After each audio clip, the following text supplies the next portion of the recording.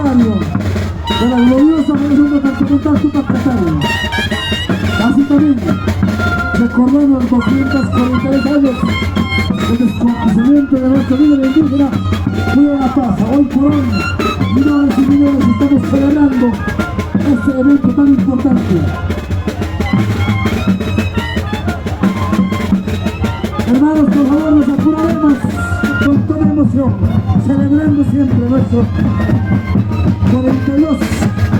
Casa linda emocionada, celeste camisa alternativa, el sombrerones, pantalón, cariño, de la caja, coñaquita de la casti, sombrero café, chompas blancos, rosadas, que nos deleitan, que nos honran con esa presencia en este aniversario tan importante, el buen ejecutivo.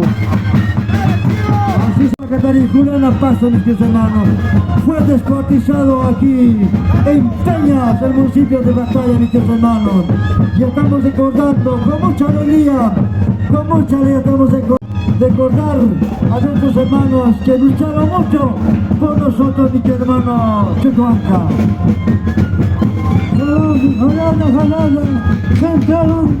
Central Radio Huancuy, Comunidad Paz Peñas, Hualichi, Tutayataja Chur, Conaba Cusiste Huestu, Guasasti, Agitamente Patoscayari, hasta provincia de los Andes, Central Radio Huancuy, Comunidad Paz Peñas.